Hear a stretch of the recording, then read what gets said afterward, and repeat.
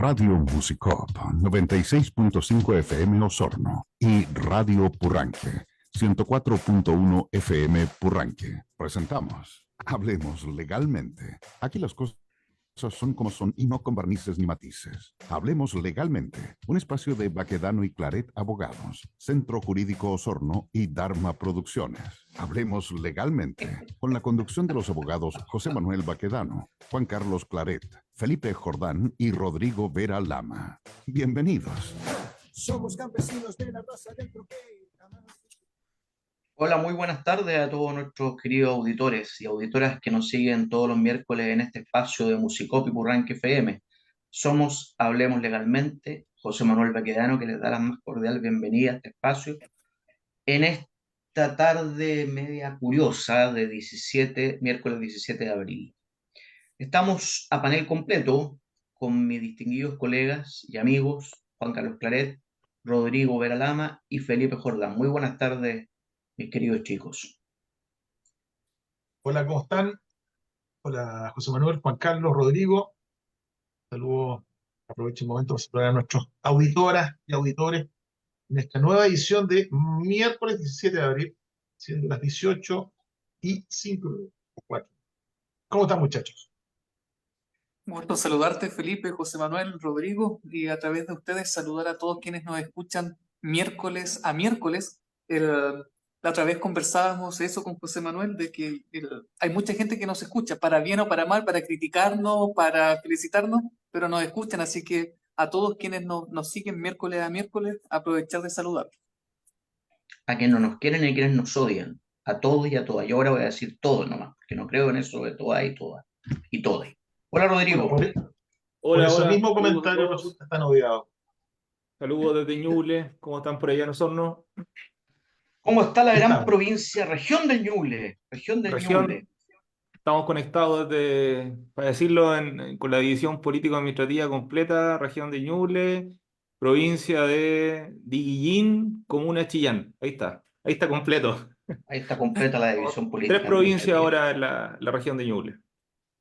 Nada más, nada Provincia de Diguillín. Diguillín, triple I. más. Diguillín. Hay una ¿Y eso? tenencia. Hay viene un este río nombre? Diguillín, ¿o no? ¿Perdón? ¿Hay un río Diguillín? Sí, claro, el río que pasa por el límite sur de la región que limita con la región del Biobío. Creo que cruza la ruta 5, ¿no? Porque no, si no, no lo Sí, conocería. sí, la cruza, sí. Ahí La está. cruza ruta 5 y después uno entra a Cabarero. ¿A Cabaret dijiste? Cabarero, no, Cabarero. Eso es Ok. provincia del Biobío, región del Biobío. Información auditiva vinculada al Realmente dispositivo. El inconsciente le está pasando una mala, No, una mala estoy cada jugada. vez más sordo y no, si no hay nada que hacer esto de estar tan viejito. Bueno, sin mayor perturbación entonces, omisión y perturbación, pasemos entonces a tratar el tema de la primera sesión de la tabla, que es un tema que ha estado evidentemente en el tapete y que sí se relaciona directa con lo legal, porque apunta nada menos a uno de los fiscales estrellas del Ministerio Público, a uno de los fiscales que inició la reforma con el cargo de fiscal regional. Estamos hablando de Javier Armendáriz y su acusación constitucional. No, no es acusación constitucional en el estricto No es rigor. posición constitucional. Es una acción de otra naturaleza, pero Juan Carlos nos va a ilustrar al respecto para que quedemos lo más claro posible. Don Juan Carlos. Gracias, JM. En efecto, las últimas semanas, y bueno, desde hace un buen tiempo ya, desde noviembre del año pasado, que venimos escuchando distintas estrategias que la defensa del director general de Carabineros, el general Yáñez, viene efectuando para evitar aquello que ya es inevitable, que es la audiencia de formalización que está para este 7 de mayo en dependencia del séptimo juzgado de garantía de Santiago. Al respecto, yo creo que es importante precisar por qué llegamos a hablar de Armendáriz, en consideración de que mi discurso comienza con el director general de Carabineros. Lo que ocurre es que en octubre del año 2019, cuando comienza el estallido social, el ahora general Yáñez, antes era, en ese momento, para el estallido social, era director de orden y seguridad de Carabineros. Es decir, toda la seguridad pública dependía de él. Entonces, con ocasión de las denuncias de violaciones de derechos humanos por parte de agentes policiales, se inicia una causa penal que es el famoso, o mejor dicho, es el denominado caso Alto Mando, donde se persigue al general Rosas, donde que era el director general de Carabineros, se persigue también a la ahora director general por su labor, su responsabilidad en aquel momento como director de orden y seguridad de Carabineros. Entonces comienza este caso y este caso se radica ¿dónde? En la Fiscalía Centro Norte. ¿Quién preside la Fiscalía Centro Norte? El fiscal Armendáriz. Entonces, por eso llegamos a partir del director general de Carabineros a hablar de Armendáriz. ¿Por qué? Porque en último término es el fiscal, es el persecutor de presuntas violaciones de derechos humanos acaecidos durante el periodo del estallido social. Ese es el contexto en el que ocurre esta situación. Pero ¿qué significa eso? ¿Al general Yáñez se le está imputando de que él violó derechos humanos? Pues bien, por la vía omisiva es que se le está imputando responsabilidad criminal. Es decir, ¿qué significa esto? Como él era el superior jerárquico de los carabineros que violaron derechos humanos, por la vía de la omisión, es decir, por no haber hecho algún mandato específico, a él se le está imputando de que por no haber actuado tiene responsabilidad. Es decir, si él hubiese hecho algo, hubiese evitado las violaciones de derechos humanos. Ese es el contexto, digamos, tanto institucional como también jurídico-procesal en el que estamos hablando de este caso. Entonces, al ahora director general de Carabineros se le está imputando no el que él haya, no sé, disparado los ojos de alguien, sino más bien el no haberlo evitado. Esa es la responsabilidad que se le está imputando. El tema está que para evitar la audiencia de formalización, porque recordemos, Felipe lo expuso hace algunas semanas, está el famoso criterio TOA. Autoridad que llegue, un alto cargo, que llegue a una audiencia de formalización, debería cesar en su puesto, digamos. Entonces, frente a ese criterio, se armó una encrucijada, un verdadero zapato chino al gobierno, porque en medio de una crisis de seguridad, Fiscalía decidió formalizar al director de Carabineros, por lo tanto uno esperaría que al 7 de mayo él ya no esté en el cargo. Recordemos que incluso el ministro de Justicia, en tolerancia cero, también dijo, o sea, llega el momento en que las autoridades tienen que poner su puesto a disposición, digamos, en favor de la República, donde nuevamente pone la guillotina sobre el cuello del director general de Carabineros. Lo primero que hizo la defensa del director general en noviembre del año pasado fue tratar de sacar a Armendáriz de escena. Dijo, bueno, si nos quieren perseguir, tratemos de que sea otro persecutor. ¿Por qué? Porque Armendáriz, ya en el famoso caso Bombas, estoy hablando hace más de 10 años atrás, como al mismo tiempo, con ocasión del estallido social, el fiscal Armendáriz había pronunciado en la opinión pública a través de los medios de comunicación un juicio de valor sobre Carabineros, señalando de que el Carabineros estaba funcionando como una organización corporativa para defender y amparar criminales. Es decir, eso es lo que dice el persecutor. Entonces, lo que hace la defensa del director de Carabineros es decir, este fiscal no es imparcial, no puede respetar el principio de objetividad, que es buscar no solamente aquello que lo perjudica, sino que aquello también que lo libera de responsabilidad penal, porque esta persona tiene animadversión manifiesta, enemistad manifiesta en contra de Carabineros. Por eso, en noviembre del año pasado, la defensa solicitó inhabilitar al fiscal, pero la Fiscalía Nacional, que es la autoridad competente para conocer de la inhabilidad del fiscal, dijo que no. No obstante, todas las causas del estallido social, por prudencia, decidieron dejarlo en otro fiscal. Pero frente a esta causa del denominado caso Alto Mando, sigue conociendo el fiscal Armendáriz. Como no le resultó esa estrategia, lo que hizo la defensa del general Yáñez fue presentar un recurso ante el Tribunal Constitucional, y de hecho hoy día presentó otro recurso, ya podemos conversar los motivos, ante el Tribunal Constitucional, y le fue mal al colega, porque si bien el tribunal acogió a tramitación, es decir, el Pleno del Tribunal Constitucional va a conocer cuáles son los alegatos que tiene el colega, lo cierto es que no dieron razón a la suspensión del proceso. Entonces, o del procedimiento. Por consiguiente, la audiencia del 7 de mayo va. Entonces, ante ese escenario, lo que ocurrió es que un grupo de parlamentarios, que no es solamente de derecha, para desmitificar aquello, hay también demócratas y también del PPD. Entonces, en ese contexto, un grupo de parlamentarios, es decir, un grupo de diputados, está haciendo uso de una facultad que le confiere el artículo 89 de la Constitución Política de la República y que dice relación con la remoción de un fiscal regional. Y esto es curioso, porque como jurídicamente, o mejor dicho, en tribunales a la defensa no le está yendo bien, entonces están tratando de evitar llegar a la audiencia de formalización a través de la vía política. Y esto lo están consiguiendo inicialmente porque la Corte Suprema dio el visto bueno para conocer de este alegato de remoción en virtud del artículo 89 de la Constitución, como les mencionaba.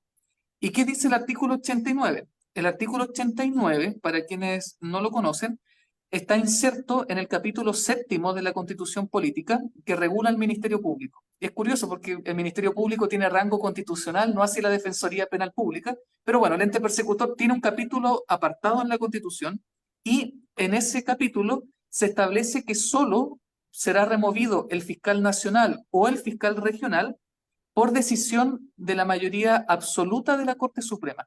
Es decir, si usted quiere sacar al fiscal regional, tiene que presentar el fiscal nacional o, en este caso, un grupo de 10 diputados, presentar, digamos, un requerimiento ante la Corte Suprema para que la Corte Suprema se reúna, se convoque para conocer este propósito y en virtud de lo que decida, se mantiene o se remueve al fiscal regional.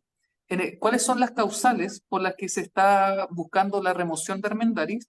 Es, por una parte, señalar mal comportamiento y negligencia manifiesta. Esos son los argumentos con los que al fiscal Armendáriz se le está intentando sacar no solamente remover de este caso, sino remover de la Fiscalía Regional. No es solamente un efecto para un caso en específico, sino es removerlo de su cargo.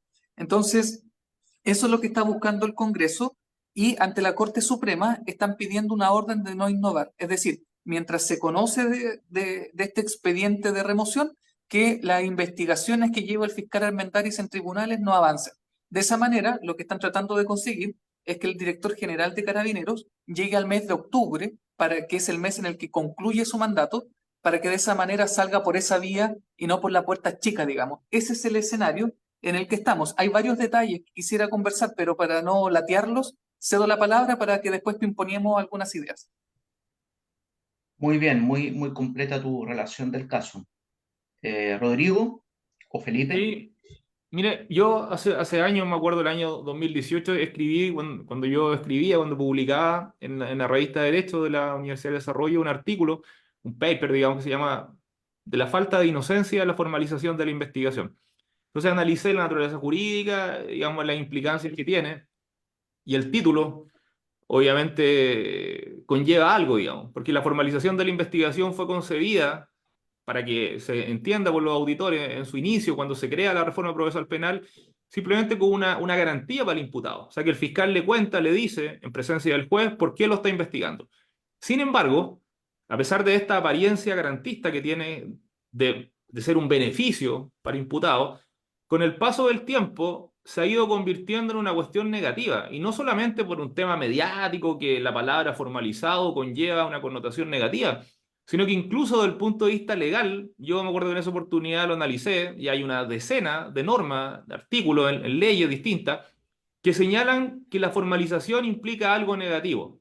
Por ejemplo, para darle una pena sustitutiva, o sea, para que un imputado pueda cumplir con libertad, una pena mixta, digamos, o sea, que salga de la cárcel, tiene que considerarse, entre otras cosas, si tiene o no investigaciones formalizadas. O si le dan una salida alternativa, o sea, que se suspende un procedimiento, si es objeto de una nueva formalización, queda sin efecto esta salida alternativa que tuvo, digamos.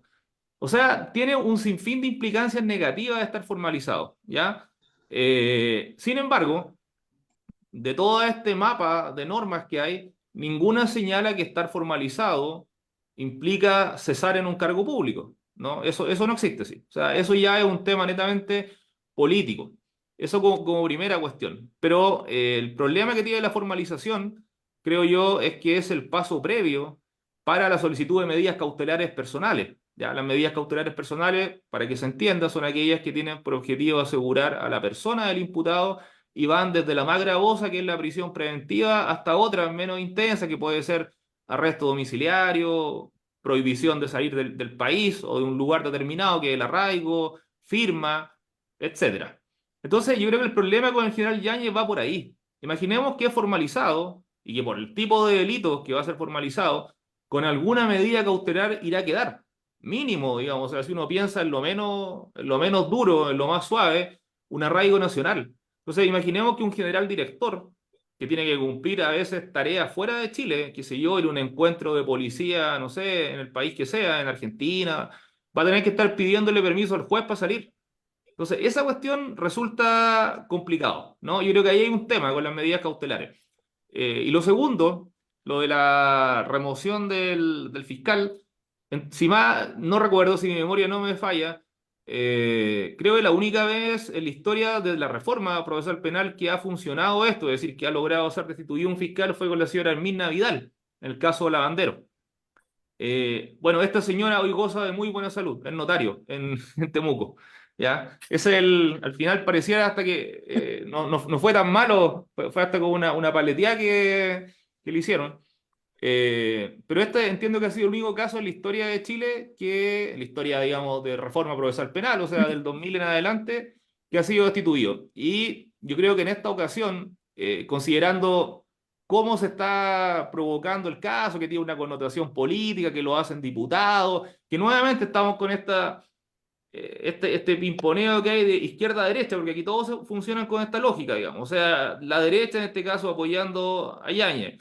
Y todos lo tratan así, el caso del teniente Ojeda venezolano, el caso de lo que dice Milei sobre la Antártica. Hoy en día todo se resuelve así, ¿no? Y tú eres de izquierda o eres de derecha, entonces veo si te apoyo o estoy en contra. Con Yáñez pasa lo mismo.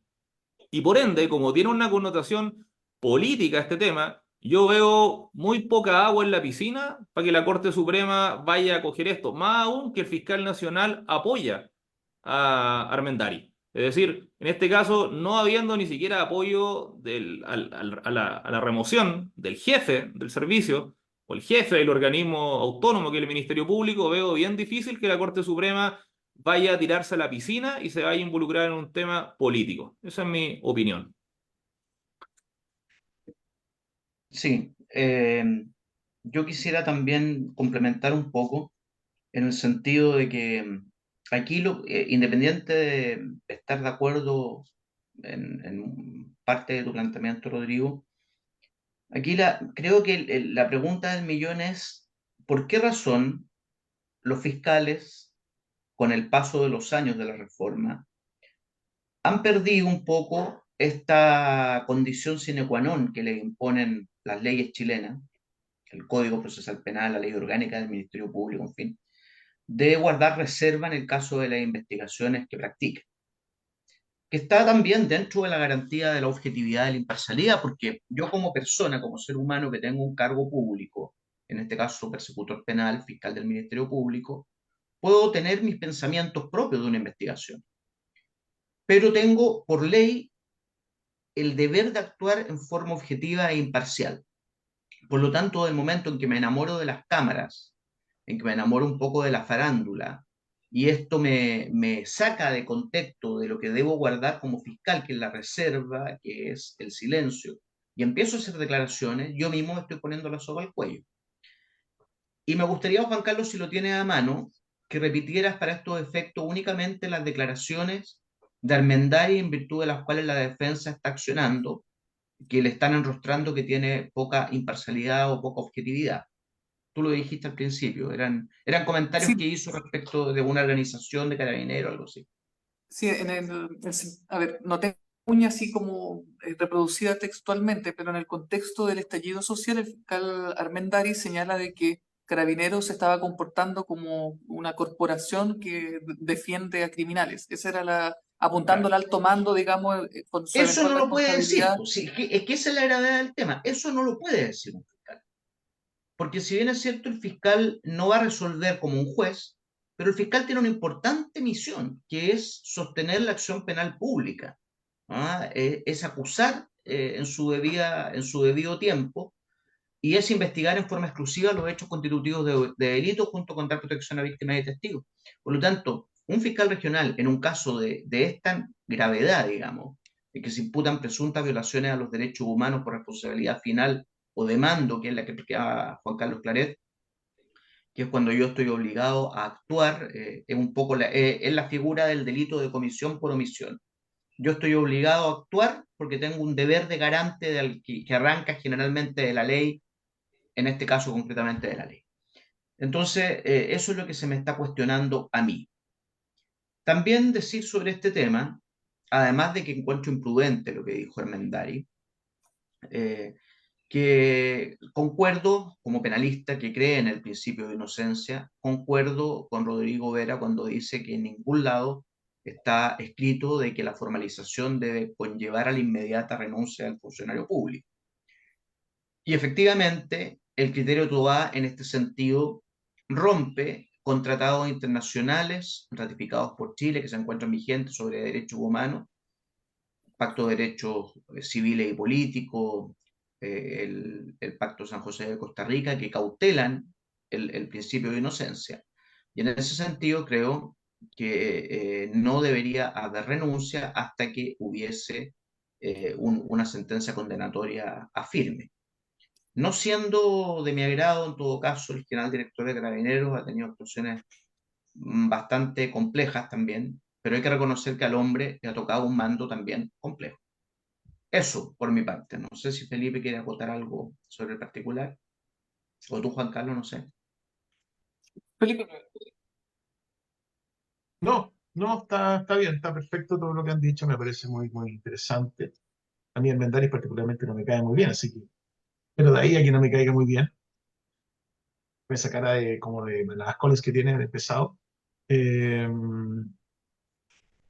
se parece más que él al señor Burns, de un poco, de tiene Homero un Simpson. aire.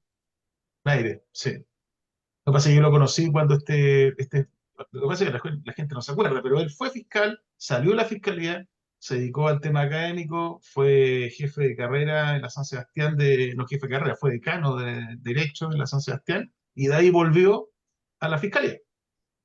Yo fui profesor de la Universidad de San Sebastián y ahí lo conocí en una manifestación, no sé qué pelotera había en la universidad, que se hayan tomado la universidad, no sé, y llegó Almendari ahí a poner orden, con su voz profunda y tono, un trato pedante. Pero bueno, en fin. ¿Y consiguió Eh, poner orden?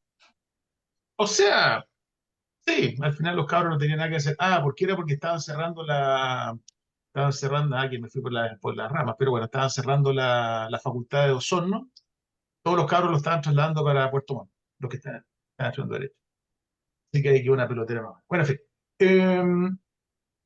Claro, o sea, el fiscal tiene que ser reservado, no puede estar transmitiendo o dando sus opiniones a la opinión pública sobre un caso actual que está investigando. Así que no lo van a echar, dijo José Manuel, creo, Rodrigo, no va a salir. Ahora, tampoco creo que se cumplan los plazos, no creo que se vaya a demorar tanto la Corte Suprema en deliberar, y aun cuando lo pudieran echar, de nombrar a otro fiscal y todo el tema, no van a llegar a octubre, que obviamente, como decía Juan Carlos, eso es lo que el gobierno quiere, que llegue a octubre, porque esa es la fecha en que el presidente de la República tiene que elegir al nuevo alto mando. Eso. Tal Pero, cual. ¿sabes lo que me pasa, Felipe? Que es curioso porque, a ver, estamos viendo el criterio TOA, es decir, el gobierno abrió la puerta para que la fiscalía tenga poder sobre la contingencia política. Es decir, si el fiscal decide, porque en último término formalizar es decisión del fiscal, digamos, que lleva la investigación y, y no recibe ni siquiera instrucciones del fiscal nacional. Es decir, basta simplemente que un fiscal del pueblo perdido en la punta del cerro decida formalizar y formaliza. Y eso, cuando se dice, bueno, si el fiscal decide formalizar, la autoridad no puede seguir en su puesto, se abre la puerta para una discusión política, es decir, en último término, la discusión política tiene como una regla de clausura en la decisión del fiscal. Eso yo lo considero democráticamente peligroso. Pero por otra parte, el que la clase política en general, porque aquí está el gobierno, está la oposición tratando de salvar al director general, da cuenta también de una autonomía por parte de la fiscalía, lo cual es curioso, porque no bastó el telefonazo para detener, digamos, la formalización del general Yáñez, sino que hay que buscar distintas acciones judiciales, ir al Tribunal Constitucional, ahora una solicitud de remoción para tratar de evitar lo que tal vez hace poco tiempo atrás bastaba simplemente un telefonazo. Entonces, para mí es contradictorio lo que va ocurriendo porque se le abrió la ventana para un proceder, digamos, que no es propio de la Fiscalía, pero por otra parte, que las artimañas políticas no estén resultando, da cuenta también de la autonomía propia de los fiscales. Es interesante ahí el juego democrático que se da. Pero dentro del proceso de remoción, y con esto ya voy concluyendo porque ya estamos pronto a irnos al corte comercial, el, no deja de ser curioso las causales, ¿ah? Porque un fiscal local adjunto, es decir, como los fiscales que uno conoce acá en Osorno, en Río Negro, son fiscales que según la ley orgánica, en el artículo 59 de la ley orgánica, es decir, de la ley que regula internamente el Ministerio Público, tienen un montón de remoción, un montón de causales para inhabilitarlo, para removerlos, pero mientras más alto se llega en la fiscalía, fiscales regionales, fiscal nacional, las causales son menos y suelen ser un poco más ambiguas. Entonces, por ejemplo, un fiscal local puede ser sacado de su cargo por conducta inmoral, pero un fiscal nacional no puede ser removido sino por ser incapaz en su cargo, por tener mal comportamiento o por negligencia manifiesta. Es decir, el catálogo de causales para remover a una autoridad son distintas y creo que está bien que así sea. Pero dentro de este panorama, lo que no aparece son las víctimas y a mí eso me llama la atención y lo refloto porque hay un proyecto de ley que se está discutiendo en el Congreso Nacional donde se preguntan, bueno, ¿es posible remover a algún fiscal adjunto, a un fiscal regional o a un fiscal nacional por ser un pusilánime en su investigación y que haya generado un daño en la víctima? Cuando una víctima lleva años en una causa, digamos, no sé, sufrió lesiones graves o lesiones gravísimas, el, Tú puedes demandar puede, falta de servicio, ¿ah? Ojo, puedes demandar falta de puede servicio demandar, por la falta de un órgano del Estado como la Fiscalía. pero se puede hacer valer la responsabilidad para sacarlo de su cargo. Entonces, esa es la pregunta. Y es curioso, yo por lo menos termino mis palabras señalando de que la reforma procesal penal, como es garantista, lo que busca es que la persona que se vaya a prisión se vaya habiéndose respetado en el proceso todos sus derechos fundamentales, para que ningún inocente quede injustamente en la cárcel. Pero en ese panorama, yo creo que lo que hemos vivido en los últimos años da cuenta de que el gran ausente en la reforma fue la preocupación por la víctima, pese a que la Constitución, en el artículo 83, señala de que el Ministerio Público no solamente lleva adelante la investigación penal, sino que también debe proteger a la víctima. Y yo A la creo víctima que, y testigo, claro. exacto, Yo, entonces dejo eso Oye, sobre la mesa. pero mira, para redondear un poco el tema, recordar la estructura de la Fiscalía, el Ministerio Público, digamos, que tiene fiscal nacional, regional y adjunto. El titular de la acción penal, el dueño de la pelota, el que decide a quién se imputa o no, es el fiscal regional. Por eso los demás se llaman adjuntos. Y hay adjunto simple y adjunto jefe. Ya lo que en las películas gringas se llama el fiscal de distrito, en Chile son los fiscales regionales. Por eso que en Estados Unidos solamente hay un fiscal, que es el de distrito, y los demás son abogados de la oficina del fiscal. Por lo tanto, esa es la razón por la cual se acusa a Armendari, ¿no? Porque la fiscal Chong o el fiscal adjunto que sea no podría imputar si es que no tiene el beneplácito del fiscal regional. Él es el dueño de la pelota penal, digamos. Ahora, en este caso en particular, es muy distinto al de el Punga, digamos, que se roba un celular, y claro, ahí el fiscal regional no anda preocupado de a quién formalizan y a quién no. No, ni el fiscal nacional ni nadie, eso lo decide el fiscal adjunto de la comuna, por ejemplo. Pero en este El caso, lógico que así sea. o sea, perdón, del general Yáñez, no solamente Armendari ejerce la acción penal y él está completamente de acuerdo con que se formalice Yáñez, sino que esta decisión, pero sin ninguna duda, se conversó, a pesar de que no es un requisito legal, obviamente, pero sí se conversó con la gente de la Fiscalía Nacional y por lo tanto esto está respaldado por el fiscal nacional, es decir, sea Armendari el fiscal regional o sea el que sea, a Yáñez lo van a formalizar igual, ¿no? Que de eso no quede ninguna duda. ¿No? Esta decisión no pasó solamente por Armendari, ni menos por la fiscal Chong. Eso es importante dejarlo claro, digamos, ¿no? Para no perderse, digamos. O sea, el blanco es Armendáriz, pero el fiscal regional que sea va a estar en esa misma línea, ¿no? Y creo que Armendáriz es Buen un punto. nombre nomás, que está acá, ¿ya? A Tengo que pesar de que él es el interrumpirlo titular de la acción porque penal. estamos ya, sí, muy interesante la exposición y los comentarios respecto a este tema de Armendáriz. Yo me quedo con que los fiscales deberían guardar silencio y no deslumbrarse con las cámaras y nos evitaríamos todos estos problemas. A propósito, Rodrigo, tú tienes un tema bien interesante que está relacionado con el tema cárceles. ¿Mm? Sí, pero Si no no me sé si equivoco. alcanzamos a verlo ahora o estamos por pasar a comerciales. Sí, nos Comercial. vamos a comerciales y vamos contigo. Ya. Ya, hacemos una pausa entonces para ir con nuestros auspiciadores y estamos en breve en el segundo bloque del programa. Vamos.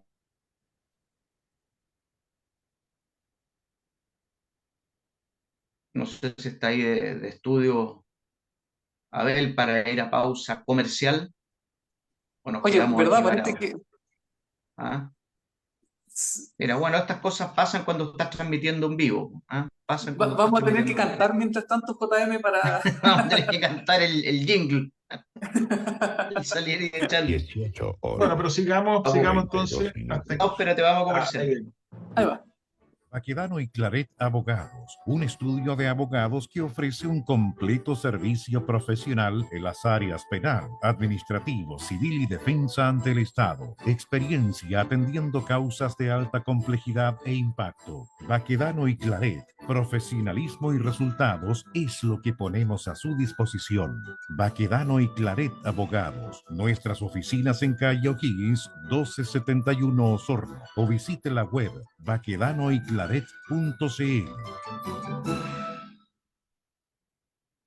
Neumáticos Osorno saluda cordialmente a su distinguida clientela e informa que tiene a su disposición una amplia variedad de neumáticos agrícolas de la prestigiosa marca Pirelli. Además, somos distribuidores oficiales para la zona sur de la marca Maxxis, donde encontrará la medida adecuada para su auto o camioneta. Neumáticos Osorno, ubicados en Maquena, esquina Ecuador, les entrega la mejor asesoría, servicio y precio.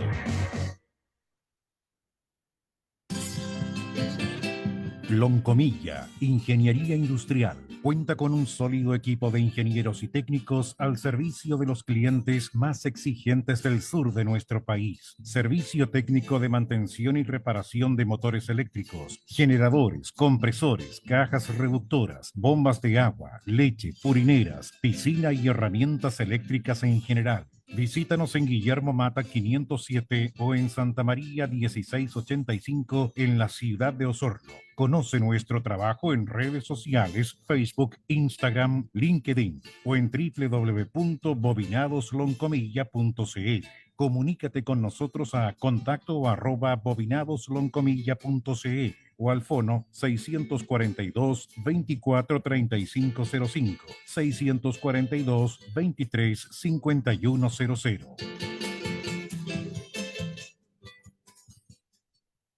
Este es mi primer año yendo al colegio. Ahí conocí a mis mejores amigos, el Lucas y la Cami. Nos quedan tantos juegos por jugar, pero no los voy a poder disfrutar. Vacúnalos. No dejes que la influenza ni el COVID-19 les quite la vida a quienes más quieres.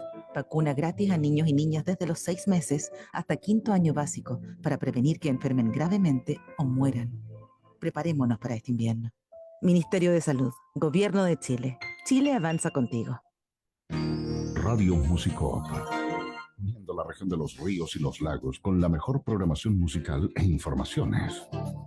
96.5 FM.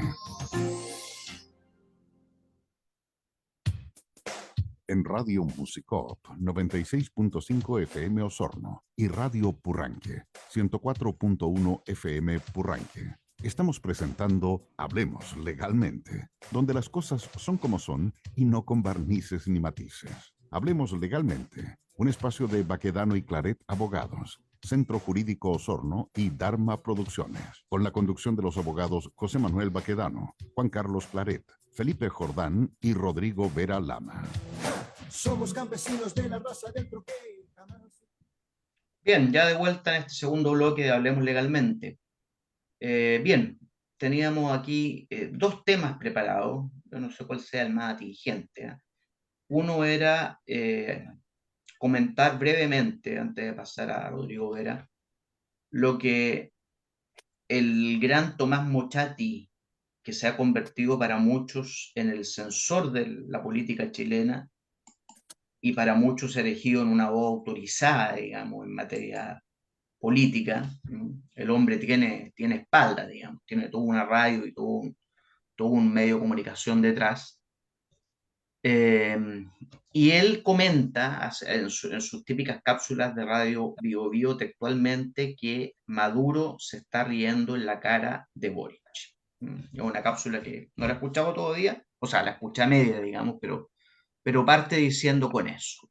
Maduro se está riendo en la cara de Boric. Y esto en relación a todo lo que ha dado pie que se originó, mejor dicho, con la muerte del teniente venezolano Ojeda, que era refugiado político en Chile. Se le había concedido el asilo político y es secuestrado, como ya todo el país sabe, en febrero, mediados de febrero, por unos sujetos disfrazados de PDI, y luego de estar desaparecido un par de días, ha encontrado sepultado, ¿no es cierto?, y evidentemente muerto. Este es un crimen que en su minuto causó mucha polémica, incluso Rodrigo Vera cuestionó de que haya sido una operación de inteligencia de Venezuela orquestada por Maduro, ¿no es cierto?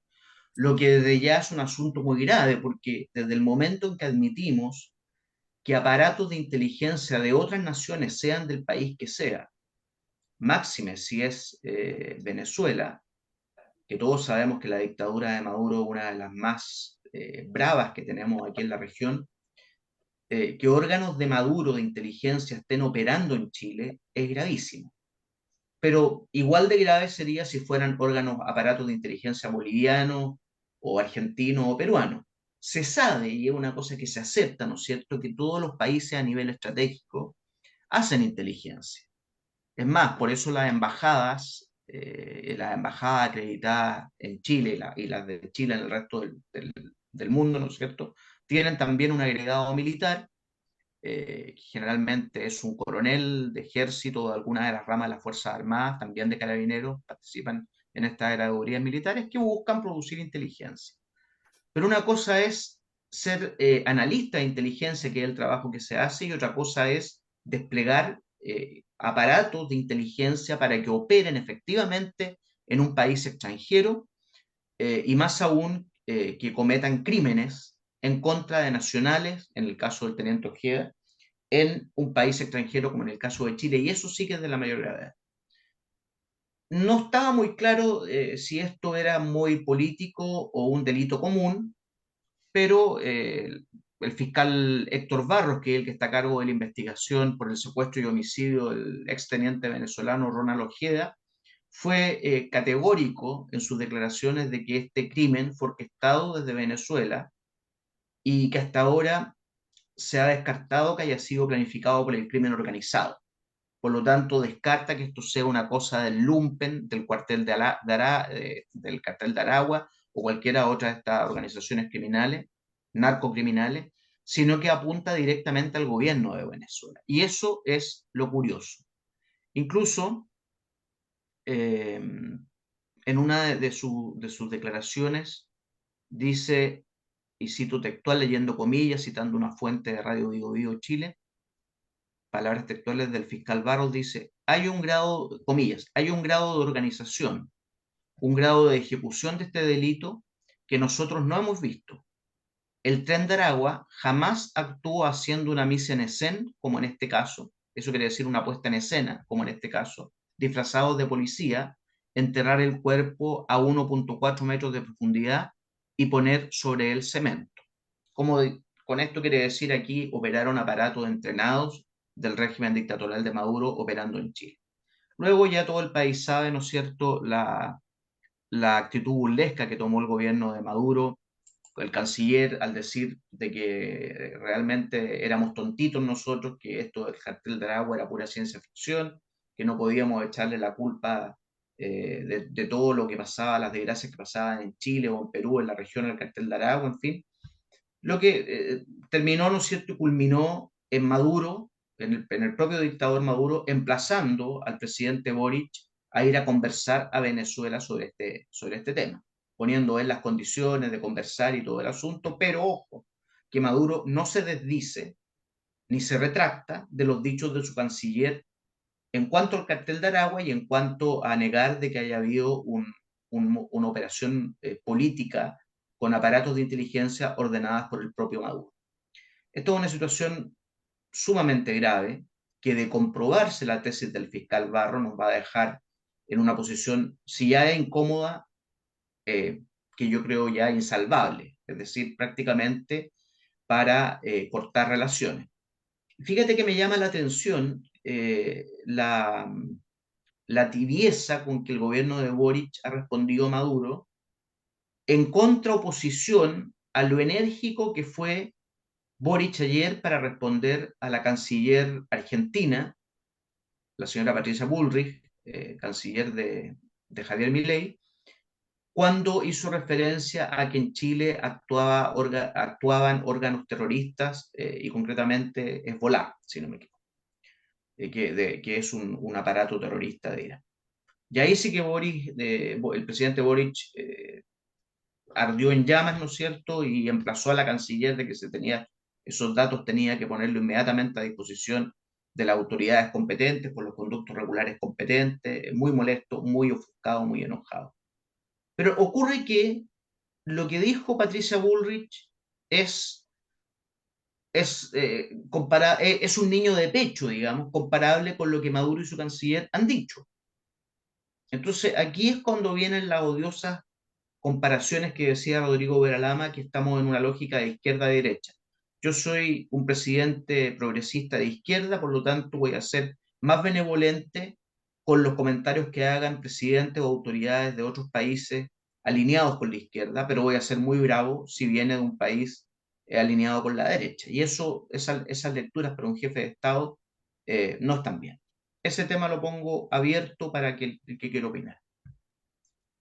Mira, con respecto a lo que dice Barros, fiscal regional, no hay que olvidar que el mismo fiscal regional, cuando recién estaba empezando esto, cuando se encuentra el cuerpo del teniente Ojeda, el titular era: fiscal confirmó vínculo del Tren de Aragua en crimen de robo en Ojeda. Eso es lo que dijo Barros. O sea, y de hecho hay dos sujetos que entiendo que están prófugos y que estarían presuntamente en Venezuela, y por eso pidieron cooperación internacional. Sin embargo, ahora dicen, no, en realidad por descarte, porque él da esta explicación de que ve un móvil político que había sido orquestado de Venezuela por descarte. Dice, sabe que descartado todo lo anterior, las opciones de crimen organizado, delincuencia común, lo que nos queda es que esto habría sido orquestado de Venezuela y eventualmente habría un móvil político. Entonces, igual me surgen dudas de decir, claro, si lo que... Porque dice, bueno, el Tren de Aragua no actúa así, este modus operandi es demasiado sofisticado, el Tren de Aragua nunca ha hecho esta mise en escena. Si mal no recuerdo, creo que esas son las palabras que usó, mise en Esas son escena. las palabras, puesta Está en puesto en escena, escena. dicen así. Entonces, lo que nos quiere decir es que el Tren de Aragua no actúa así, pero en este caso, estos dos sujetos, que son los ejecutores materiales, que eran del Tren de Aragua, según él, el día 4 de marzo, eso es lo que declara, habrían actuado de esta manera. Entonces, como que habrían sido entrenados para esta misión específica, para actuar con una mise en escena.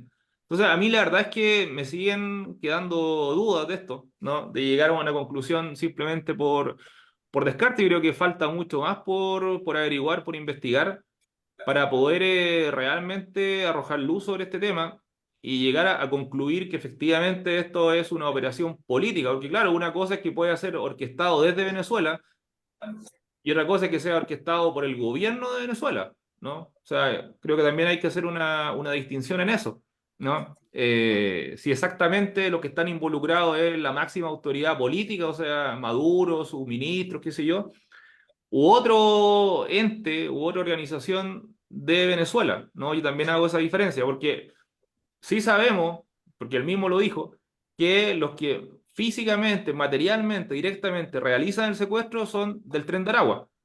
Son dos tipos que están prófugos. Mira, Entonces, el Rodrigo, Tren de Aragua algo tiene que ver en esto. yo ahí, es en relación a tu última afirmación, yo discrepo y te la aceptaría si estuviéramos hablando de una democracia, pero todo el mundo sabe que Venezuela no es una democracia, es una dictadura. Y como todo dictador, Maduro está al tanto de todo lo que pasa, todo lo que se hace y lo que no se hace en Venezuela. O sea, eso que tú dices que orquestada a nivel de Maduro y de su gobierno, no, efectivamente, si no puede haber otra opción. ¿Ah? No puede haber otra opción, es decir, todo lo que pasa en Venezuela, con todos los organismos represores que tiene el Servicio de Inteligencia, se me fue el nombre en este minuto de la sigla, eh, el Servicio Bolivariano de Inteligencia, que es sumamente eficiente en este sentido, sobre todo para combatir a La, opositores, ¿no es la cierto? DGSIM, Dirección General de Contrainteligencia Militar, a ellos son los que los vinculan. A la Dirección General de Contingencia Militar, correcto, es decir, a mí no me sorprende, a mí no me sorprende. Ahora, habría que concluir, decir, bueno, hay una investigación que está en curso, que está, digamos, ejecutándose por el fiscal Barro, pero si el fiscal Barro, al igual que cualquier otro fiscal, como Armendáriz en su minuto, hace estas afirmaciones tan categóricas, me imagino yo, es que porque antecedentes contundentes y serios tiene, porque de lo contrario sería un fiscal temerario que estaría tratando de confundir, no sé con qué finalidad, a la opinión pública chilena, y a mí no me cuadra eso en la lógica del Ministerio Público con todas las críticas que le hacemos al Ministerio Público. Entonces la pregunta que tenemos que hacer, independiente de tu reserva, Rodrigo, como analista también de inteligencia, es que si se comprueba la tesis del fiscal Barro, que aunque se haya dado vuelta la chaqueta, aunque en marzo haya dicho que era Tren de Aragua y ahora dijo que era orquestado desde las más altas esferas de gobierno venezolano, si se comprueba esa tesis hay que ver cómo van a reaccionar las autoridades chilenas. Y esa es mi gran preocupación a este respecto. No sé, Juan Carlos, Felipe, para... Sí, a mí me pasan dos cosas con esto. A ver, yo concuerdo con Rodrigo en que todavía estamos en una etapa investigativa que todavía nos va a permitir tener matices. Yo en ese sentido me acerco más a la prudencia de Rodrigo, antes de lo categórico de JM. En O sea, espérate, segundo, yo estoy citando al fiscal del caso. No estoy siendo categórico temerario. Yo estoy citando con fuentes confiables de Radio Bio Bio lo que dijo el fiscal Barro, digamos. bueno, de hecho el otro día lo conversamos porque si se llegara a probar de que efectivamente esto vino mandatado no desde Venezuela como ente abstracto, sino desde el gobierno de Maduro, pues, creo que lo conversábamos el viernes. Bueno, en último término, cuando el canciller dice que el Tren de Aragua no existe, es porque sería el gobierno de Venezuela, digamos, o sea, a esa gravedad podríamos llegar. Por otra parte, si esto se confabula desde el gobierno de Venezuela, el, me es imposible no relacionarlo, por lo menos en cuanto al efecto que debería tener y a la trama, con el atentado contra Letelier en el año 76 en Washington. Es decir, un gobierno que se inmiscuye y compromete la Tal cual, seguridad de otro. tal cual, Entonces, yo esperaría en tal ese cual. sentido, del gobierno chileno una reacción al mismo nivel que Estados Unidos lo tuvo contra la dictadura. O sea, en ese sentido creo Perfecto, que Claret. Estamos en total sintonía ahí. En total sintonía. Y muy buena tu comparación, fíjate. Porque los gobiernos de dictadura, sean izquierda o derecha, suelen tener hambre de control y de eliminación de opositores y son temerarios en el sentido de enviar sus aparatos de inteligencia a hacer operaciones de esta naturaleza en otros países. Por lo tanto, ya, efectivamente, muy buena tu comparación. pero convengamos que eso en la política internacional no solamente lo hacen los gobiernos dictatoriales, sino las potencias grandes lo hacen con los países más pequeños, digamos, de distintas formas. Entonces, a lo que Tú dices, voy es que, por eso crearon a 007. entonces, James Bond.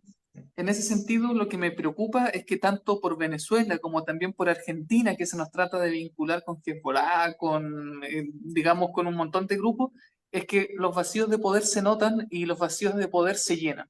Entonces, por eso yo aplaudo que el embajador Valdés haya reclamado ante Naciones Unidas, digamos, las vinculaciones que un senador republicano de allá hizo respecto a que nosotros tendríamos como país vínculos con Hezbollah o cosas así. Entonces yo creo que cuando estos, tanto el gobierno de Argentina como el gobierno de Venezuela nos tienen, digamos, para el tanteo, yo creo que es porque tenemos un vacío de poder en nuestra diplomacia y que de una u otra forma hay que apoyar los intentos, indistintamente el color del gobierno de turno, hay que apoyar los intentos por restituir nuestra dignidad en el panorama internacional, porque cuando países extranjeros se toman derechos sobre nuestro país, somos todos los que perdemos, indistintamente las tendencias.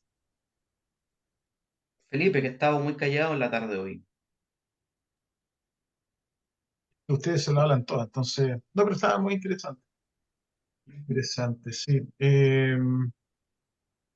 Claro, a mí también me llamó la atención lo que decía Rodrigo, que el fiscal, en el fondo, llega a esta conclusión no en base a antecedentes claros y concretos, sino que es una cuestión de descarte.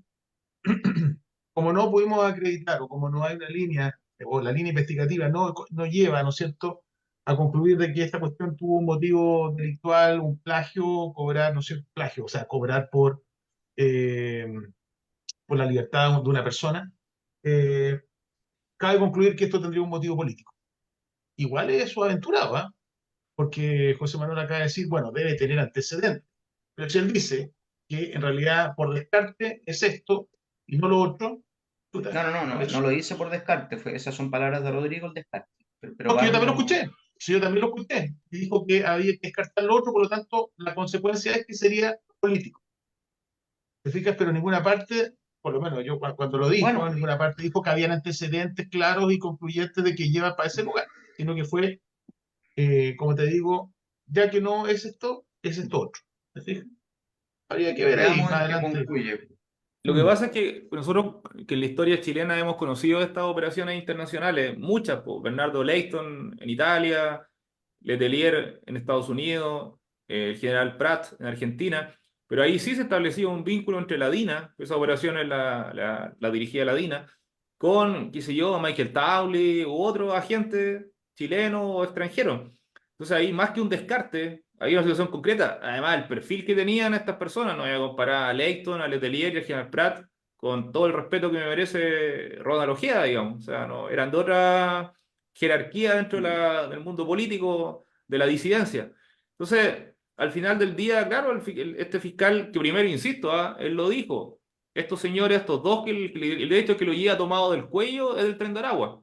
Y el otro, el que lo lleva en el video que aparece subiendo el ascensor, son del Tren de Aragua. Y ahora dice, no, el Tren de Aragua no actúa así.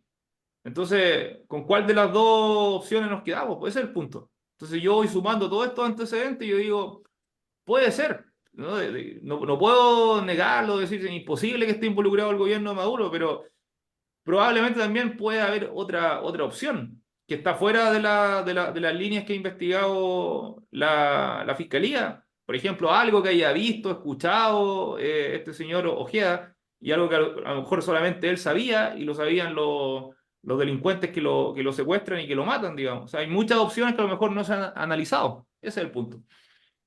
Ese es el punto y vamos a tener que estar muy atentos al devenir de los acontecimientos con esta investigación de Barro, del fiscal Barro.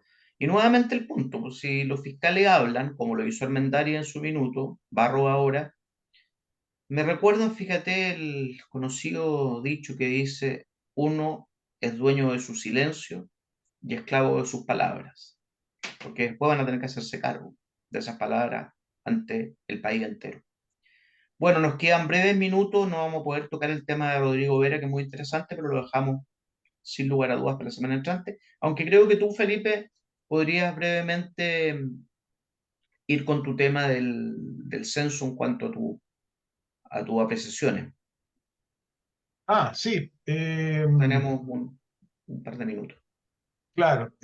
No, lo que llama la atención, que ya está de moda desde hace ya bastante tiempo, la, el surgimiento de estos grupos que son antisistemas. Antisistemas, y no me refiero a los antisistemas que son los antisociales, ¿no es cierto?, que están tomándose las casas desocupadas, los ocupan, sino que me refiero a gente socioculturalmente de clase más media, arriba, y para abajo también puede ser, pero Me refiero a ese tipo de personas, que son los anti. ¿Ya? Partimos con los antivacunas, con las teorías de los bots adentro de las cuestiones y que te dominan después del cerebro. Y ahora salieron los anticensos, ¿ya? Y esto es una cuestión que ha salido en la prensa, qué sé yo, donde de manera muy desinformada han empezado a, a contrariar, ¿no es cierto?, y a tratar de boicotear el tema del censo. Y típico, yo he escuchado a varios anticensos bien cercanos a mi círculo social, que han sostenido, por ejemplo, ¿por qué me están preguntando en este censo el nombre completo? Ah, es porque quieren, en definitiva, acceder a base de datos, vender base de datos o algún otro tipo de manipulación. Y para responder esto, bueno, totalmente y otros más desinformados todavía dicen, ¿por qué yo tengo que entregar mi número de root o el número de root de mis hijos? Cuestión totalmente errada porque ni siquiera se solicita, ¿no es cierto?, el número de root de los censados. Pero ¿qué pasa? Y hay que ir un poquito a la historia. Ah, y lo otro que también dicen los que he escuchado de los anticensos, esta cuestión no es un censo formal, sino que es un cuasi censo, porque en definitiva los censos siempre han sido cada 10 años, y resulta que el último censo fue en 2017, por lo tanto esto tendría que haber sido en 2027. Error también. ¿Por qué? ¿Por qué? Por la sencilla razón de que, y remontándonos para atrás, y tenía bastante más historia que contar, pero no tengo tiempo para ello, podría haberme remontado a los chinos en el 2000 antes de Cristo, que ahí comenzó este tema, también a la referencia que se hace, ¿no es cierto?, en la Biblia, al primer censo. El tema es que ya el año 1992, en el censo del año 92, ya se solicitaba a los censados que entregaran el dato completo de su nombre y apellido. O sea, esta no es una cuestión nueva, ¿ya? Después vino el censo del año 2002, donde nuevamente se solicita no el apellido, pero sí se solicita el nombre de todos y cada uno de los censados. Estoy viendo aquí la planilla, ¿no es cierto?, donde se solicita esa información. Después, el censo del 2022 también solicitó el dato del nombre, no el apellido, ¿ya? Y recordemos que el censo del año 2022 se dejó sin efecto porque se incurrió en una serie de pifias y de errores. Del 2012. No, el del 2012, bien digo, 2012. Y por eso, en el gobierno de Piñera se trató de solucionar esto y se realizó el otro censo, que es el del año 2017, ¿ya? Pero ese censo fue para no tener que esperar 10 años más para resolver o solucionar los problemas del censo del 2012. Pero el 2012 era el censo oficial, por lo tanto, el censo que correspondía era el año 2022. Pero por la pandemia, obviamente, se tuvo que patear. Por lo tanto, ese argumento de que este es un cuasi censo, que no se respetaron los 10 años, se cae, falso. El argumento de que esta es la primera vez que solicitan los nombres completos y los apellidos, y que nos van esto es para, en definitiva, mal usar, ¿no es cierto?, la información que baraje el INE, también es falso. Ya, como ya dije, desde el año 1900, o concretamente el año 1992, se pidió nombre y apellido. Pero en este censo del año 2024 se justifica aún más entregar el dato del nombre y el apellido. ¿Por qué? Porque los censos anteriores se hicieron en periodos mucho más acotados de tiempo, un día, 2 días. Ahora se estableció un proceso, ¿no es cierto?, de 2 meses. Por lo tanto, lo que dice el director del INE, y tiene toda la razón, es que la idea de esta información es evitar la duplicidad, porque perfectamente a mí me pueden venir a censar a la semana 2 o 3 del comienzo de este proceso, y yo a las 3 semanas después me cambio de casa, me cambio de departamento, y me vuelven en esa nueva casa de departamento a censar.